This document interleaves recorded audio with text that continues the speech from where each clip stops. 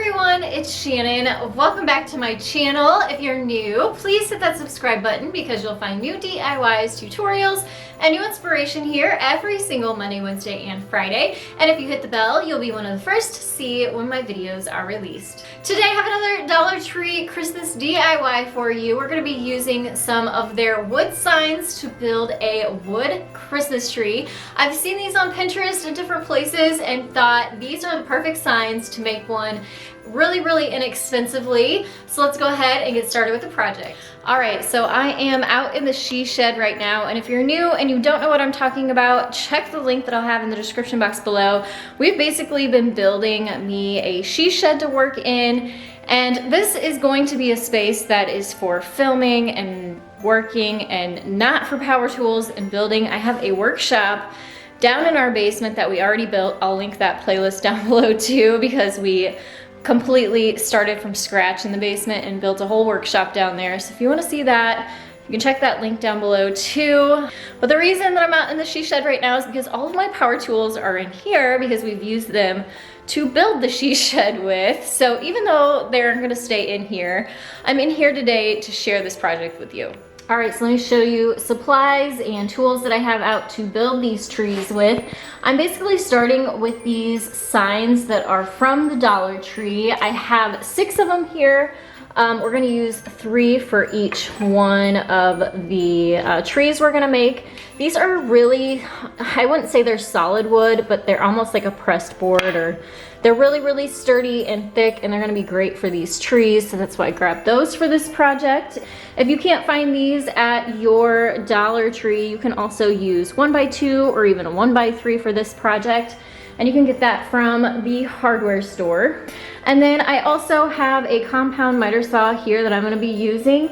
If you don't have a big power tool like this, you can of course use a miter box and a hand saw or even a jigsaw for this. And then I also have some wood glue, a tape measure, a pencil, and then to put it all together, I'm going to use that wood glue and my brad nailer here with 1 1/4 inch brad nails. If you don't have a nail gun like this, you can always use a hammer and nails too. Okay, so usually I have my miter saw on a table in the workshop, but because we are out in the she shed, we're gonna work with what we got, and it's on the floor today. If you're gonna be using a miter saw, the first thing we're gonna do is set our blade to 50 degrees.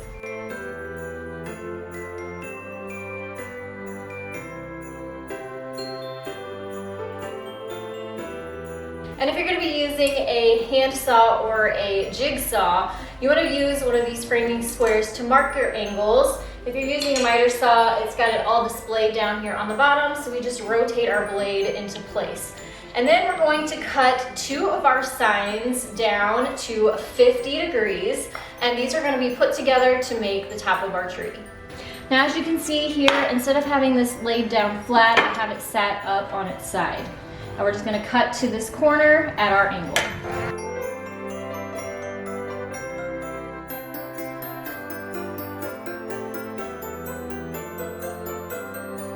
All right, so here are our 2 boards with the ends cut at 50-degree angles. I want to show you how these are going to line up. So one is going to lay this way with your angle going down, and then we're going to flip this one towards it and butt that angle up against this one. That way we have a nice skinnier tree. And now we're going to work on the bottom piece. We're going to cut one side at 20 degrees, and then I'm going to measure to see about how long I want it before I cut the other side at 20 degrees. Both of those angles are going to go up and into the tree.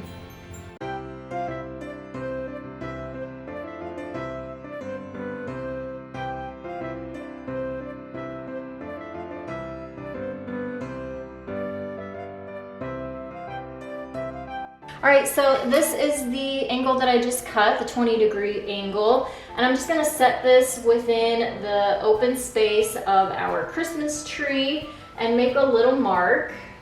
So this is at about 11 inches, and that's gonna be from our outside corner to our outside corner here. So our inside corners are gonna be narrower, and the outside corners here are gonna measure 11 inches wide. So I'm gonna make another 20-degree cut at my mark for the bottom piece, and then we'll work on the angles of these two.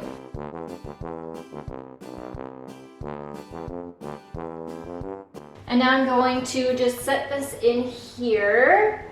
And then I'm going to make a couple little marks to kind of give me some guidelines. I need to cut the ends of these at a 20-degree angle. That way they will butt up along this bottom piece here.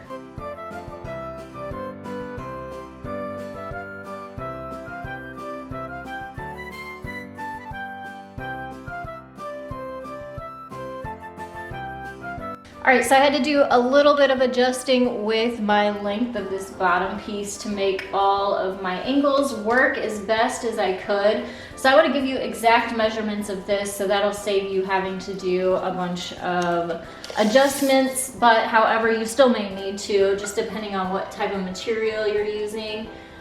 This first longest side is 17 inches.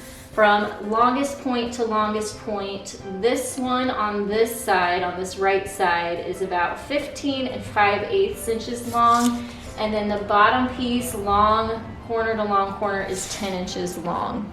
And now I'm back at the miter saw. I've set it at 0 because we're gonna cut some square ends. I have this extra scrap piece cut off that I'm just going to square off and use as a tree trunk for our Christmas tree.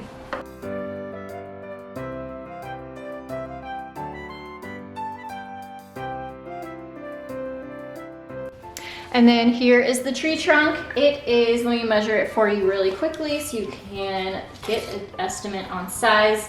This one's 6.5 inches long. And now that I have all of my pieces cut, I'm gonna use my wood glue and my brad nailer here to build it all together.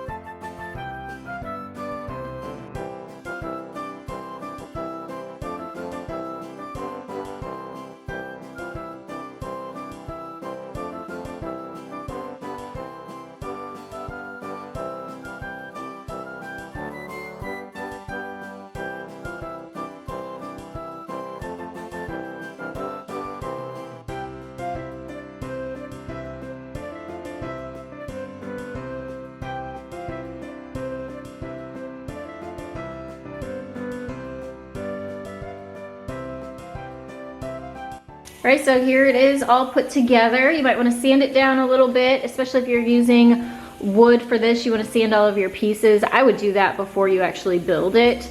And now I'm just gonna paint mine white. I think it'd be really pretty if you used wood. You could stain them and even whitewash them and give them more of a rustic look if you wanted. I have 3 more of these signs, so I'm gonna make 1 more of these just a little bit smaller.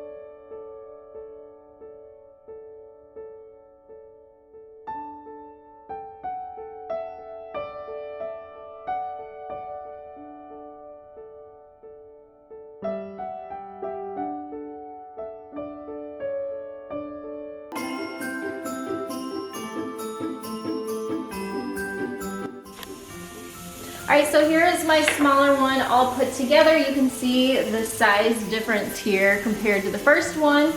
And I wanted to give you the measurements of the sides so you could create a smaller one if you wanted without having to go through all of the guesstimating. This first side is 13 inches, the longest side. And then the next side is 11.5 inches. And these are gonna be from the longest point to the longest point. And then the bottom is 7 inches, and my tree trunk is 4 inches. So now these are both finished being built. I'm gonna take them inside and paint them and finish them up. You could, if you wanted, you could put a 1/4 inch backer on the back of those and put kind of a cute design on the inside. You could even hang ornaments in here, or you could keep them really simple like I'm going to do and just give them a more modern look. All right, so I'm inside now, ready to finish these. This one here I'm gonna leave white, but I'm gonna give it probably 3 coats of the white chalk paint just to, you know, make sure everything matches and is even.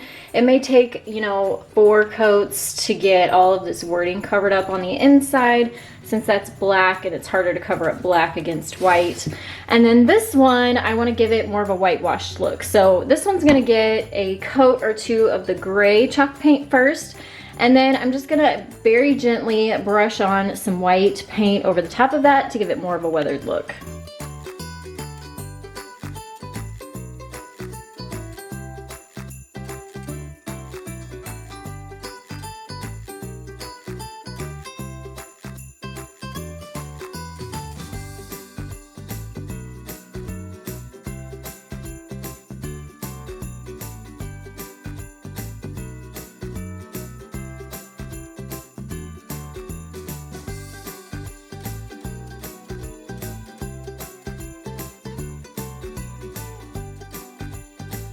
All right, so this one is finished and drying. I did 3 coats on the whole thing except the inside.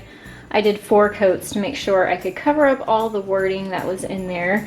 And this one I gave 3 coats of the gray too because the words were on the outside here and I wanted to make sure those were covered up.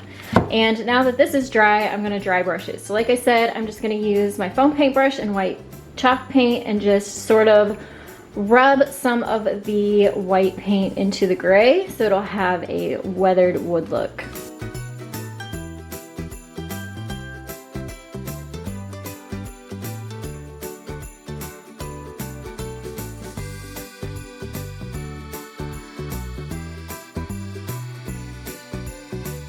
All right, so here is the first coat.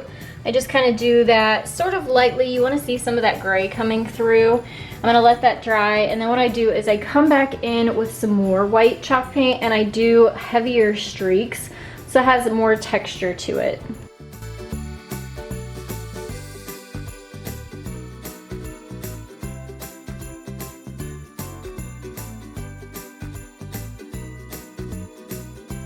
All right, so here they are finished. I wanted to add too that you could always add a little bit of spackle into the brad nail holes so you could cover those up. They aren't that bad. You can't really see them once you paint them. You could also add some to the joints here and get more of a clean look. I really like the rustic look. It's definitely more farmhouse when you don't fix all of those imperfections, especially if you're gonna weather it anyway. You're not gonna really notice all of those things in the end. I also wanted to mention that the total height for the taller one is 17 inches and the total height for the smaller one is 13 inches. So these are pretty significant. They aren't little dinky things.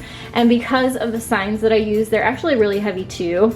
And I think these are such a great, inexpensive, but really high-end looking home decor piece because each one only cost $3 and you would definitely pay much more than that at a store and pay lots more retail for something like this. So whenever you create your own things, you can do it on a budget. And I absolutely love that these are handmade pieces for our home.